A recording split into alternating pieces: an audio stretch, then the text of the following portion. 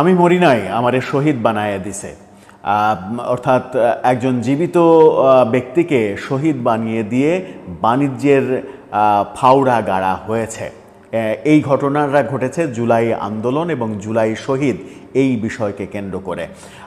জুলাই শহীদ কতজন সেই আলোচনার এখনও সমাধান হয়নি। সরকারের তরফ থেকেও বিভিন্ন জন বিভিন্ন রকমের কথা বলেন। সরকারের গেজেটে একটা প্রকাশ করা হয়, জুলাই ঘোষণাপত্রে আর একটা বলা হয়, সরকারের উপদেষ্টারা আর একটা বলেন। এরকম নানা কথাবার্তা যখন আমরা শুনি, গত এক বছরেও সমাধান হয়নি।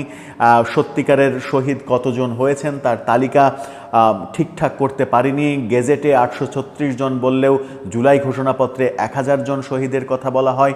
উপদেষ্টারা জাতিসংঘের যে প্রতিবেদন 15ই আগস্ট পর্যন্ত হতাহতের সংখ্যা 1400 জন, সেইটাকে জুলাই আন্দোলনের শহীদের সংখ্যা হিসেবে বলার চেষ্টা করেন। বৈষম্যবিরোধী আন্দোলনের নেতারা বলার চেষ্টা করেন 2000-এর বেশি শহীদ, কিন্তু আদতে সংখ্যাটা কত সেটা আমরা গত এক বছরেও নিরূপণ যখন করতে পারিনি। তখন মোহাম্মদপুরের চাঞ্চল্যকর একটা তথ্য বেরিয়ে এসেছে।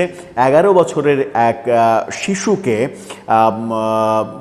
যেটা বলা হয়েছে 11 বছর না, তার বয়স 11 বছরই বলা হচ্ছে, 11 বছরের এক শিশু, তাকে শহীদ বানিয়ে দেয়া হয়েছে। আদতে সেই শিশু মারা যায়নি, আহত হয়েছিল। সেই আহতকে শহীদ বানিয়ে মামলা করে 150 জনকে আসামি করে সেই আসামিদের কাছ থেকে বাণিজ্য করার ঘটনা উঠে এসেছে এবং সেই মামলায় অনেকে এখন জেলও খাটছেন। কেন এটা করা হচ্ছে এবং এই অভিযোগ যার বিরুদ্ধে উঠেছে তিনি ঢাকা কেরানীগঞ্জের এনসিপির একজন নেতা। এনসিপি নেতা, অবয়বে বেশ দরবেশ একটা ভাব, দাড়িওয়ালা এই তরুণ, তিনি এই বাণিজ্য করেছেন বলে প্রতিবেদনে উঠে এসেছে এবং কালের কণ্ঠ এই ইনভেস্টিগেশন রিপোর্টটা করেছে, চাঞ্চল্য করে এই খবরটা বের করে এনেছে। কি হলো আদতে মোহাম্মদপুরে, কি ঘটেছিল সেদিন, কিভাবে এই মামলা বাণিজ্য করা হচ্ছে, সেই পরিবার এখন আতঙ্কের মধ্যে দিন কাটাচ্ছে কেন, আদালতই বা কী বলছে, পুলিশ কি বলছে, কিভাবে একজন আহত ব্যক্তিকে শহীদ বানিয়ে দেয়া হলো, আহত শিশুকে নিহত বলে সেটাকে কেন্দ্র করে মামলা করে 150 জনকে আসামি করে সেই আসামিদের কাছ থেকে টাকা ইনকাম করার ঘটনা এবং মামলা বাণিজ্যের এই ঘটনাটা চাঞ্চল্যের সৃষ্টি করেছে। ঘটনাটা ঢাকার মোহাম্মদপুরের এবং এই মামলা বাণিজ্য করেছে কেরানীগঞ্জের একজন এনসিপি নেতা।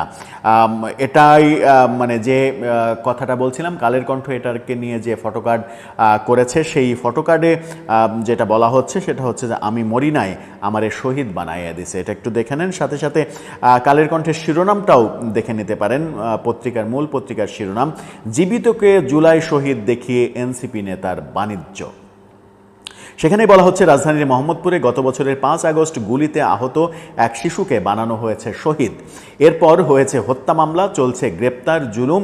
শিশুটির নিরক্ষর বাবাকে ভুলিয়ে ভালিয়ে কৌশলে জীবিত ছেলেকে মৃত দেখিয়ে আদালতে হয়েছে মৃত্যু মামলা, হত্যা মামলা।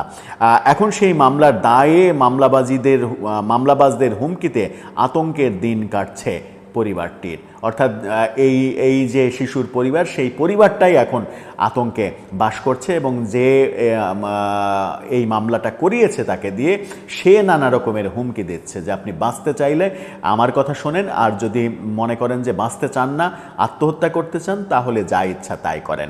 এরকম একটা টেলিফোন আলাপও কালের কণ্ঠ ফাঁস করে দিয়েছে। সেখানে বলা হচ্ছে 11 বছরের শিশুটির নাম সোহাগ। রাজধানীর মোহাম্মদপুরের বসিলা ব্রিজের নিচে গুলিবিদ্ধ হয় সে। আহত অবস্থায় তাকে প্রথমে নেওয়া হয়েছিল গণস্বাস্থ্য মেডিকেল কলেজ হাসপাতালে, পরে তাকে পাঠানো হয় ঢাকা মেডিকেল কলেজ হাসপাতালে। পরে কিছু মানুষ তাকে মৃত বানিয়ে কাগজে কলমে চালিয়ে দেয় শহীদ হিসেবে। একটি সাজানো মামলায় শিশুটিকে দেখানো হয় নিহত। 2024 সালের 3 সেপ্টেম্বর করা মামলায় আসামি করা হয় 118 জনকে। 4 মাস 6 দিন পর জানা যায় সোহাগ আদতে জীবিত। আদালতে হাজির হয়ে সে 164 ধারায় জবানবন্দি দিয়েছে। তার বাবা জহিরুল ইসলাম রাজুও জানিয়েছেন হত্যা মামলা পুরোপুরি সাজানো নাটক। এতে তিনি দায়ী করেন কেরানীগঞ্জের জাতীয় নাগরিক পার্টি এনসিপি নেতা শাহজাহান সম্রাটকে। কালের কণ্ঠের অনুসন্ধানে জানা গেছে জীবিত শিশু সোহাগকে মৃত দেখিয়ে ওই মামলা থেকে মোটা অঙ্কের ক্ষতিপূরণ ও জমি পাওয়ার স্বপ্ন দেখানো হয় পরিবারটিকে। সম্রাট জানান সরকার আহত জুলাই যোদ্ধাদের 30 লাখ টাকা ও 4 কাঠা জমি দেবে। সেই লোভে পড়ে রাজু মামলায় রাজি হন। বলেন আমারে সম্রাট বলে আহত মামলা করছে নিহত মামলা, অর্থাৎ তাকে বলা হয় আহতর মামলা করবে কিন্তু করেছে নিহতর মামলা। সেদিন ছেলে সাথেই ছিল, তাকে গাড়িতে রেখে আমরা উপরে নিয়ে যাই। উকিল সব বলে, আমি শুধু দাঁড়িয়েছিলাম। এই ফাঁদে পড়ার পর পুরো পরিবার আতঙ্কে আত্মগোপনে চলে যায়, অর্থাৎ মোহাম্মদপুর এলাকায় আর থাকতে পারে না, সে চলে যায় অন্য জায়গায়। পরে সাহস করে আদালতে গিয়ে 164 ধারায় জবানবন্দি দেয় জীবিত সেই শিশুটি। সেখানেই সে বলে আমি বেঁচে আছি, আমাকে জোর করে শহীদ বানানো হয়েছে। কালের কণ্ঠের হাতে আসা একটা ফোনালাপে শোনা যাচ্ছে সম্রাট রাজুকে বলছেন মামলার কপি চইলা গেছে জাতিসংঘে, যদি বাঁচতে চান দ্রুত মন্ত্রণালয়ে কাগজ জমা দেন। এক পর্যায়ে হুমকির সুরে বলেন আর যদি মনে করেন আত্মহত্যা করবো সেটা আপনার বিষয়, অর্থাৎ সরাসরি তাকে থ্রেট দেয় যে আমার কথা শুনেন, তা না হলে আপনার বিপদ হবে। এবং সেই কনভারসেশনটা কালের কণ্ঠ এটাকে নিয়ে যে ভিডিও বানিয়েছে সেই ভিডিওতে শুনিয়েছেও। রাজুদের বাড়ি সিরাজগঞ্জে, নদীতে ভেসে যাওয়ায় গাজীপুরে একটি দুর্গম গ্রামে বসবাস করছেন। সেখানে গিয়ে দেখা যায় সোহাগকে। পায়ের গুলির কারণে এখনও ক্র্যাশে ভর দিয়ে হাঁটে সে।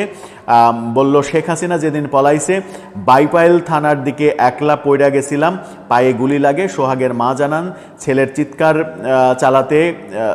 ছেলের চিকিৎসা চালাতে কিস্তিতে ঋণ নিয়েছেন, বলেন না নিলে পা কেটেই ফেলতে হতো। এ বিষয়ে কেরানীগঞ্জ থানার ওসি মনিরুল হক ডাবলু জানিয়েছেন মামলার পর পুলিশ বাদীকে খুঁজে পায়।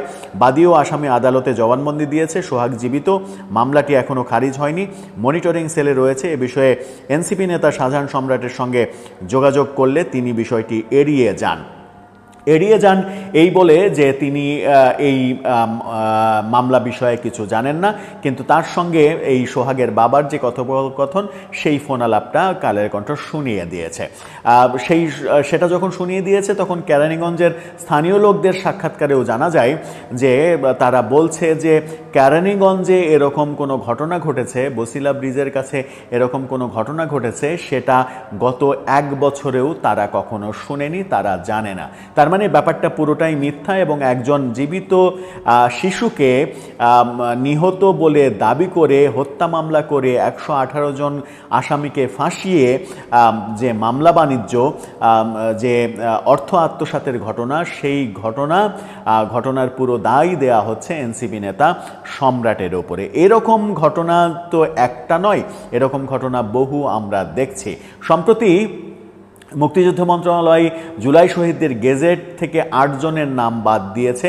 সেই 8 জনের মধ্যে এই সোহাগের নাম নেই, কিন্তু গেজেটে আমরা পুরো গেজেটটা, যেহেতু সোহাগের বিস্তারিত পরিচয়টা এখনও পরিষ্কার নয়, তার ভালো নাম কি, কোন নামে গেজেটে তাকে স্থান দেওয়া হয়েছে কিংবা গেজেটে আদৌ স্থান দেওয়া হয়েছে কিনা, গেজেটে স্থান দিলে তার নাম বাদ দেওয়া হবে কিনা, হয়েছে কিনা, এরকম আরও কত নাম আছে গেজেটে, সেই ব্যাপারগুলোও আমার মনে হয় যে সরকারের ভাবা উচিত। এরকম মামলা বাণিজ্য সারা দেশে যারা করেছে, বহু মামলা বাণিজ্য হয়েছে এরকম, সারা দেশে যারা করেছে তাদের বিরুদ্ধে সরকার যদি অ্যাকশানে না যায় তাহলে বুঝতে হবে যে সরকারের আশকারা পেয়ে এরা মানে এক ধরনের ধরাছোঁয়ার বাইরে চলে গেছে। এরা যা ইচ্ছা তাই করছে এবং ভাবছে আমরা যা ইচ্ছা তাই করব, সরকার আমাদের কিছুই করতে পারবে না। আদতেও কি তাই? দর্শক